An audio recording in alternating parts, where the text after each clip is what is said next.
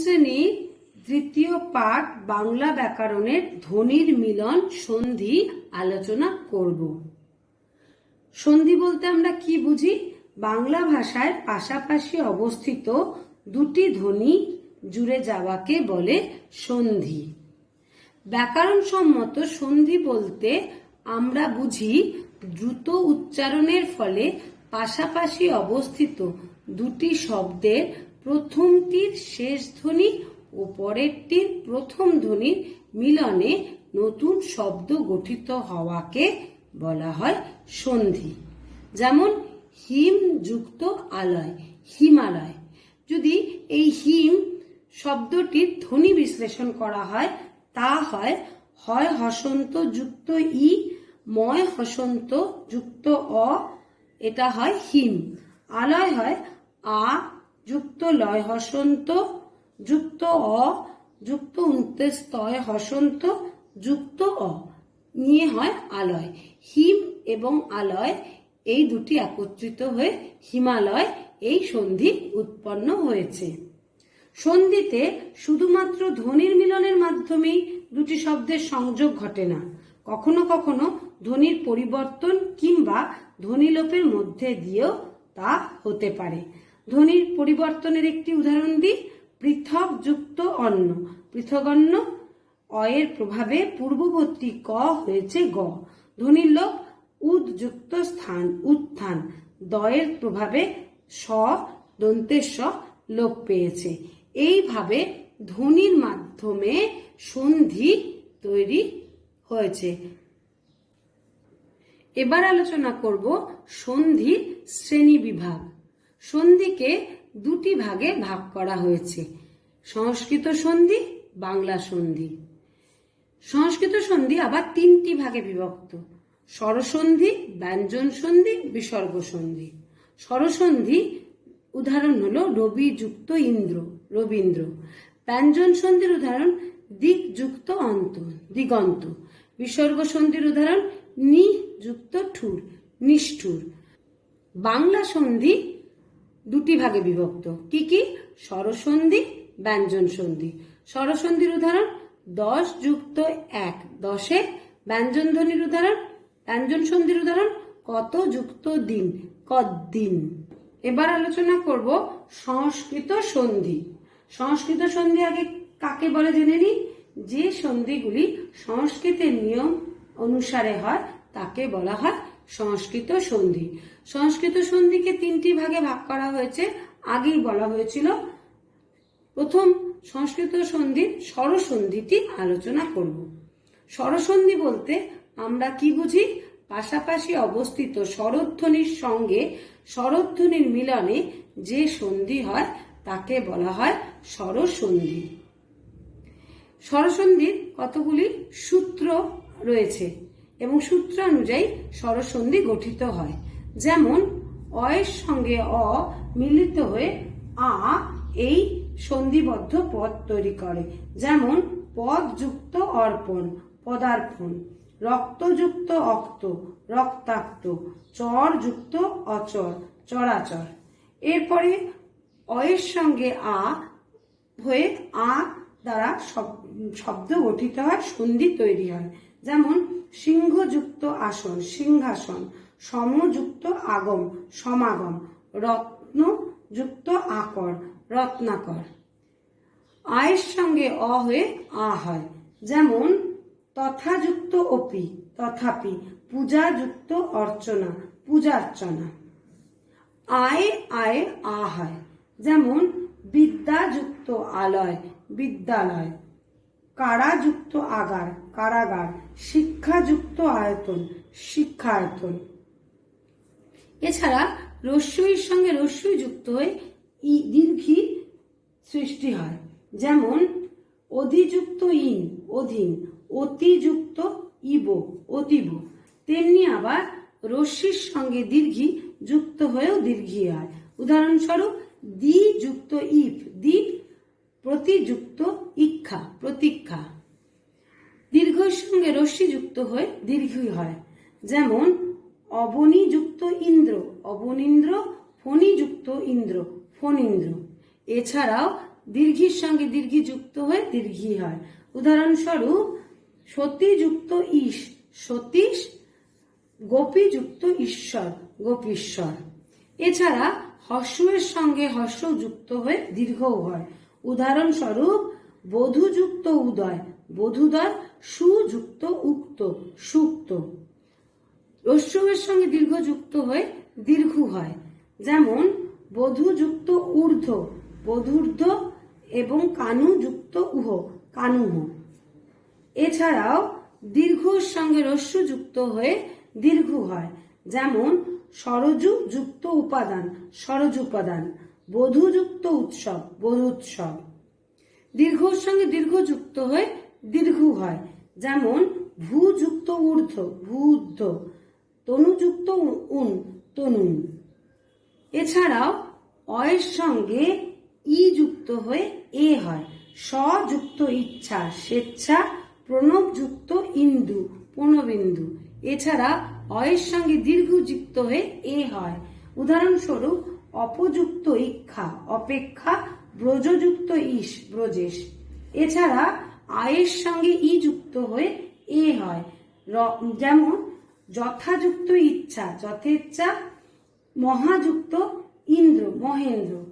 এছাড়া আয়ের সঙ্গে দীর্ঘি যুক্ত হয়ে এ হয়, রমাযুক্ত ঈশ রমেশ, শারদা যুক্ত ঈশ্বরী শারদেশ্বরী। এবার অয়ের সঙ্গে উ যুক্ত হয়ে ও হয়। উদাহরণস্বরূপ বলা যেতে পারে পাদযুক্ত উদক পাদোদক, সর্বযুক্ত উচ্চ সর্বোচ্চ। অয়ের সঙ্গে দীর্ঘ যুক্ত হয়ে ও হয়, যেমন চলযুক্ত উর্মি চলর্মি, নবযুক্ত উরা নবরা। আয়ের সঙ্গে রশ্মি আয়ের সঙ্গে উ যুক্ত হয়ে ও হয়, যেমন বিদ্যাযুক্ত অর্জন উপার্জন বিদ্যার্জন, মহাযুক্ত উপকার মহোপকার, দুর্গা যুক্ত উৎসব দুর্গোৎসব। আয়ের সঙ্গে দীর্ঘ যুক্ত হয়ে ও হয়, যেমন গঙ্গাযুক্ত উর্মি গঙ্গর্মি, মহাযুক্ত উর্মি মহর্মি।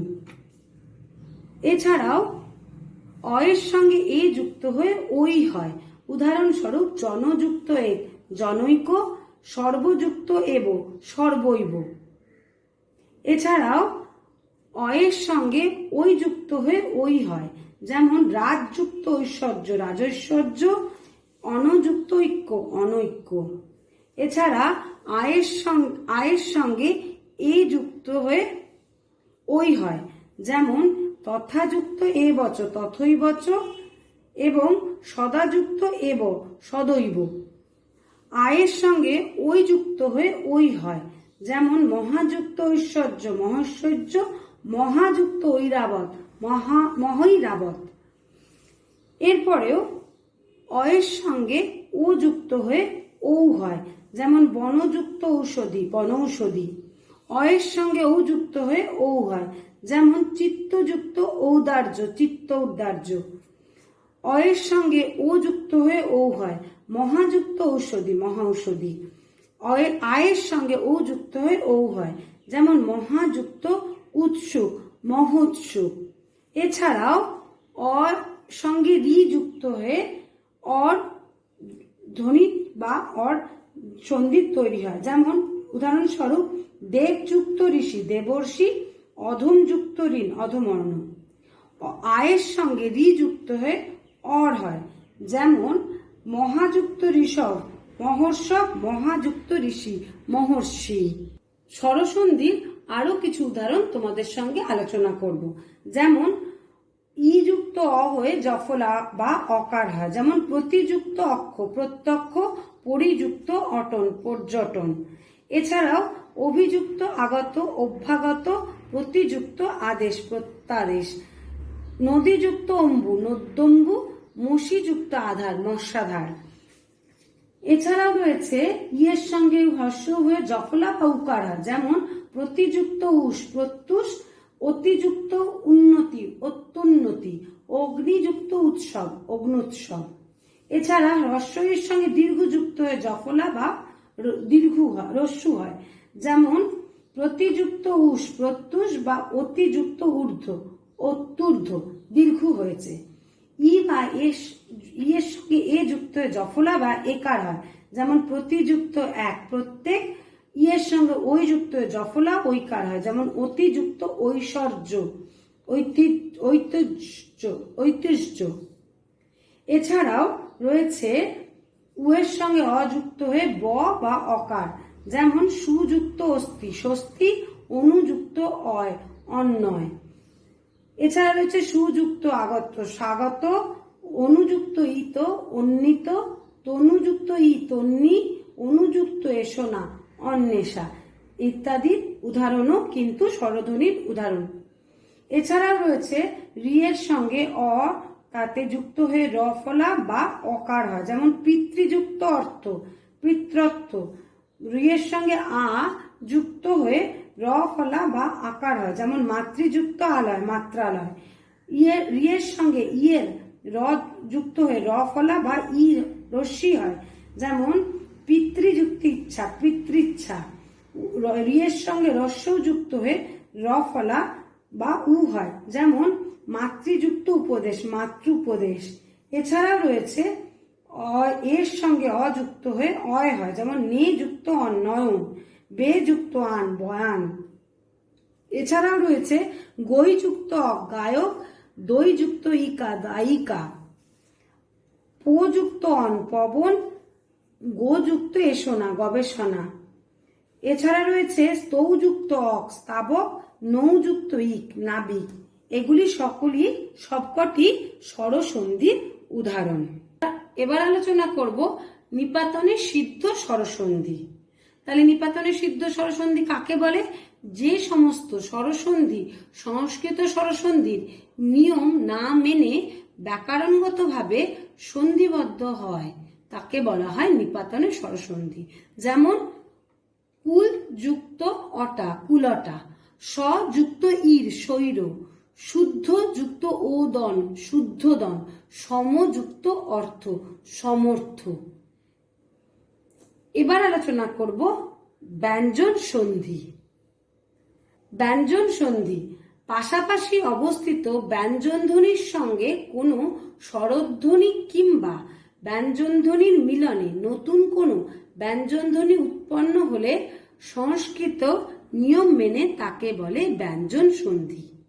এই সন্ধি দুটি ভাগে বিভক্ত: ব্যঞ্জনধ্বনির সঙ্গে স্বরধ্বনির মিলন এবং ব্যঞ্জনধ্বনির সঙ্গে ব্যঞ্জনধ্বনির মিলন। ব্যঞ্জনধ্বনির সঙ্গে স্বরধ্বনির মিলনের উদাহরণ আলোচনা করি।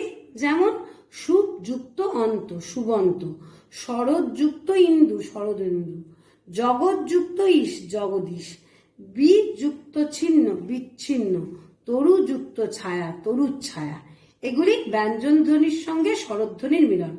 এবং ব্যঞ্জনধ্বনির সঙ্গে ব্যঞ্জনধ্বনির মিলনের উদাহরণ বলি: উৎ যুক্ত ভিদ, উদ্ভিদ, অপযুক্ত দ, অব্দ, উৎযুক্ত চারণ, উচ্চারণ, বিপদযুক্ত ছায়া, বিপদছায়া, উৎযুক্ত জল, উজ্জ্বল, তদ্যুক্ত ময়, তন্ময়। ব্যঞ্জন সন্ধির আরো কিছু উদাহরণ এবার আলোচনা করব। যেমন উৎযুক্ত লাস, উল্লাস, তদ্যুক্ত লোক, তল্লোক, উৎযুক্ত শৃঙ্খল, উচ্ছৃঙ্খল, পদযুক্ত হতি, পদ্ধতি, দিকযুক্ত মণ্ডল, দিকমণ্ডল, দিকযুক্ত নাগ, দিকনাগ। এছাড়াও রয়েছে অহংযুক্ত কার, অহংকার, সমযুক্ত রক্ষণ, সংরক্ষণ। এছাড়া রয়েছে গমযুক্ত তব্য, গন্তব্য, কিনযুক্ত নর, কিন্নর, মৃত্যুম যুক্ত জয়, মৃত্যুঞ্জয়, যুক্ত চল, অঞ্চল। এছাড়া রয়েছে ষষ্ঠ যুক্ত থ, ষষ্ঠ, যুক্ত ন, যজ্ঞ, তদ্যুক্ত তত্ত্ব, তদ্যুক্ত পরতা, তৎপরতা। এছাড়া রয়েছে সমযুক্ত কার, সংস্কার, পরিযুক্ত কৃত, পরিষ্কৃত, উৎযুক্ত থান, উত্থান, উৎযুক্ত স্থিত, উত্থিত। এবার আলোচনা করব নিপাতনের সিদ্ধ ব্যঞ্জন সন্ধি কাকে বলে। যে ব্যঞ্জন সন্ধিগুলি সন্ধির সাধারণ নিয়মগুলিকে না মেনে এক বিশেষ নিয়মে সন্ধিবদ্ধ হয় তাদের বলা হয় নিপাতনে ব্যঞ্জন সিদ্ধ ব্যঞ্জন সন্ধি। যেমন 1+10 একাদশ, গো যুক্ত পদ গোষ্পদ, বৃহৎ যুক্ত পতি বৃহস্পতি। বিসর্গ সন্ধি এবার আলোচনা করব। বিসর্গ সন্ধি কাকে বলে? বিসর্গের সঙ্গে স্বরসন্ধি বা ব্যঞ্জনধ্বনির যে সন্ধি হয় তাকে বলা হয় বিসর্গ সন্ধি। যেমন দুঃ যুক্ত চরিত্র দুশ্চরিত্র, শির যুক্ত ছেদ শিরচ্ছেদ, চতু যুক্ত টয় চতুষ্টয়, নি যুক্ত তার নিস্তার, অন্ত যুক্ত তল অন্তঃস্থল, পুরযুক্ত কার পুরস্কার, বাচ যুক্ত পতি বাচস্পতি, নি যুক্ত প্রভ নিষ্প্রভ, বহি যুক্ত কৃত বহিষ্কৃত, স যুক্ত গত স্বগত, অন্ত যুক্ত ইক্ষ অন্তরিক্ষ, মনোযুক্ত যোগ মনোযোগ, অধযুক্ত গতি অধোগতি, নি যুক্ত রস নিরস, চক্ষু যুক্ত রত্ন চক্ষু রত্ন। এবার আলোচনা করব নিপাতনের সিদ্ধ বিসর্গ সন্ধি কাকে বলে? যে বিসর্গ সন্ধি নিয়ম মেনে হয় না, যেমন অহযুক্ত রাত্র অহরাত্র, গি যুক্ত পতি গীষ্পতি বা গীপতি, অহর যুক্ত নিশ অহর্নিশ। নিপাতনের সিদ্ধ সন্ধি এই অবধি আলোচিত হলো। এবার আমি আলোচনা করব বাংলা সন্ধি। তাহলে বাংলা সন্ধি বলতে কি বুঝি আমরা? দ্রুত উচ্চারণের ফলে বাংলা ভাষায় এক ধরনের সন্ধি প্রক্রিয়া ঘটে, একে বলা হচ্ছে বাংলা সন্ধি। বাংলা সন্ধি আমরা আগেই জানি দুটি ভাগে বিভক্ত। একটি হলো স্বরসন্ধি। তাহলে স্বরসন্ধি বাংলা কাকে বলে? বাংলা স্বরসন্ধি সংস্কৃতের মতোই বাংলা সন্ধিতেও দুটি স্বরের মিলনকে স্বরসন্ধি বলে। উদাহরণস্বরূপ বার যুক্ত এক বারে, খানি যুক্ত এক খানি, নিন্দা যুক্ত উক নিন্দু, সবার যুক্ত ই সবারই, আমার যুক্ত ও আমারও, হিসাব যুক্ত আদি হিসেবাদি। এবার ব্যঞ্জনধ্বনি স্বরসন্ধি কাকে বলে বলবো। সাধারণভাবে সংস্কৃত ব্যঞ্জন সন্ধির মতোই স্বরধ্বনির সঙ্গে ব্যঞ্জনধ্বনির এবং ব্যঞ্জনধ্বনির সঙ্গে ব্যঞ্জনধ্বনির সন্ধির হলেও বাংলা ব্যঞ্জন সন্ধির নিজস্ব কয়েকটি নিয়ম আছে। যেমন বেশি যুক্ত কম বেশ কম, সরু যুক্ত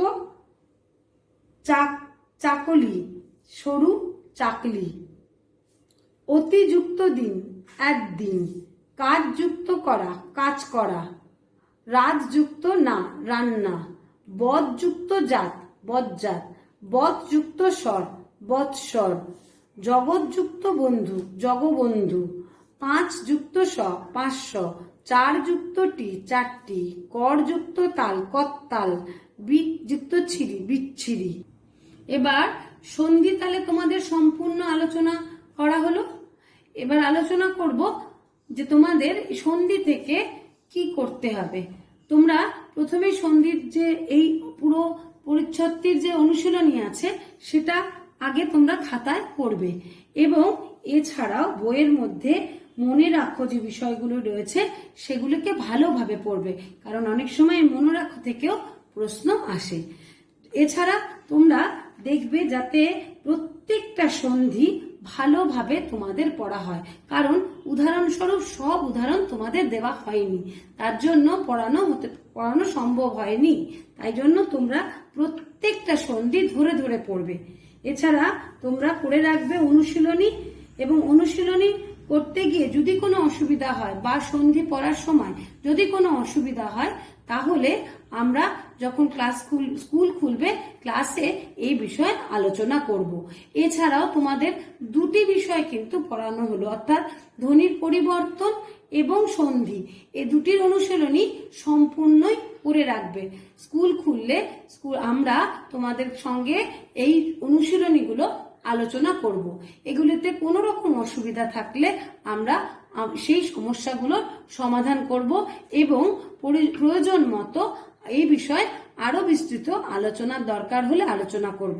তাহলে সন্ধি বিষয়টা কিন্তু তোমরা আগেও পড়েছো, সেই জন্য এটি তোমাদের কাছে অনেক সহজবদ্ধ। তোমরা চেষ্টা করবে খুব ভালোভাবে মনোযোগ দিয়ে পড়ে এই অনুশীলনীগুলো করে নিতে, তাহলে দেখবে সন্ধি তোমাদের কাছে অনেকটা সহজ হয়ে উঠবে।